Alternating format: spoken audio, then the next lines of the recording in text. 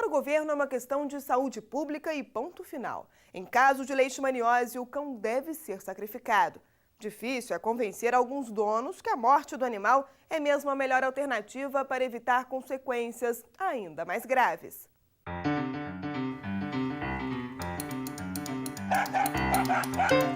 Quando Eunice está em casa, Mel não para. Faz de tudo para chamar a atenção e só descansa mesmo depois de um bom passeio e uma refeição caprichada. Ela me recebe da mesma maneira, né, festiva, quando eu vou no supermercado que é aqui do lado, ou quando eu saio e fico 5 horas na universidade. Então, enfim, é uma coisa de afeto muito forte, né?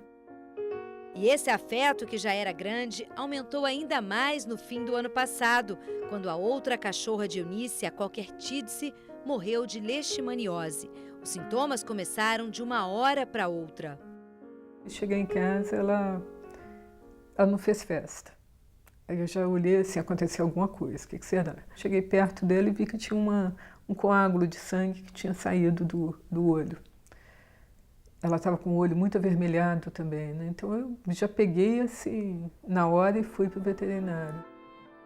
Foram várias tentativas para salvar a cachorrinha, mas não é fácil conseguir o diagnóstico de leishmaniose.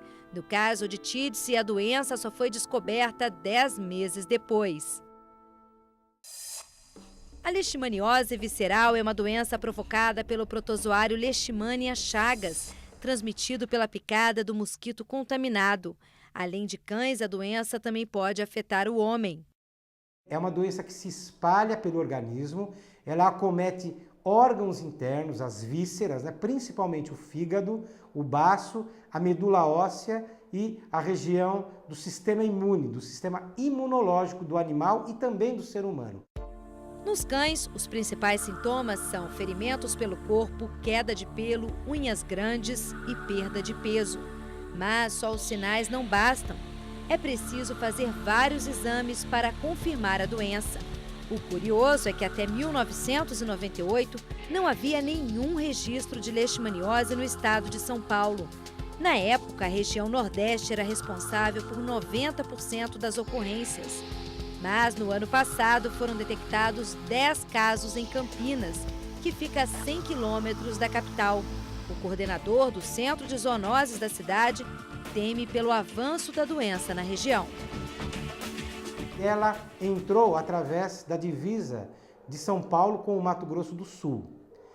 Na cidade de Araçatuba foi detectado o primeiro caso canino em 1998 e no ano seguinte o primeiro caso humano, ou seja, quando se descobriu a doença no cão, em um ano nós já tínhamos o registro da doença no ser humano. A leishmaniose é uma doença grave e pode levar à morte. Por isso, todos os casos têm que ser notificados ao Ministério da Saúde. Além dessa exigência, a lei proíbe qualquer tipo de tratamento, ou seja, o animal contaminado tem que ser sacrificado. Mas a providência que pode salvar vidas é polêmica e dolorosa.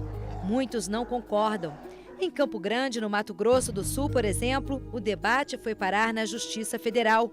Este advogado, que representa uma organização que cuida de animais abandonados, conseguiu uma liminar para impedir que a eutanásia fosse feita sem o consentimento do proprietário.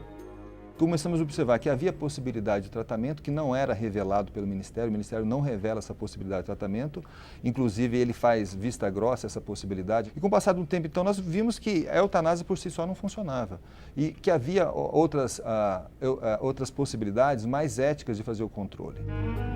Já o Conselho Regional de Medicina Veterinária concorda com a posição do governo. A entidade é contrária ao tratamento. O animal tratado, ele continua sendo portador da doença, porque ele mantém na sua intracelular o protozoário, né? E quando esse animal é picado por um inseto transmissor, ele pode levar a outro animal ou ao ser humano. Então, dizer que trata, entre aspas, mas curar, não. André, que também é veterinário, ficou feliz com a decisão da Justiça. Segundo ele, antes de optar pela morte do animal, o profissional deve analisar outras alternativas. Nós pedimos justamente se a suspensão de eutanásia é obrigatória para que o proprietário ele fosse primeiro informado que o animal era soro positivo e assim notificado, ele tivesse direito de realizar uma contraprova. Em caso de resultado positivo, ele tivesse a oportunidade de optar entre o tratamento da doença ou então realmente eutanasiar o animal. Eunice sentiu na pele o problema. Tídice ficou tão mal que foi sacrificada no fim do ano passado. Uma decisão consciente, mas muito difícil. E acho que pelo amor que eu tinha por ela mesma, eu achei que a eutanásia era o melhor naquele momento. Isso não quer dizer que tenha sido fácil, não é fácil. Não é fácil. Eu acho que você está um pouco misturada já no afeto e na razão, né? Você já não tem muita clareza do que é mais sensato, de fato. Hoje, Mel está protegida e, para isso, usa uma coleira com repelente. Para quem não deseja passar pelo mesmo sofrimento e ainda quer curtir muitos anos com o companheiro, o melhor mesmo é prevenir.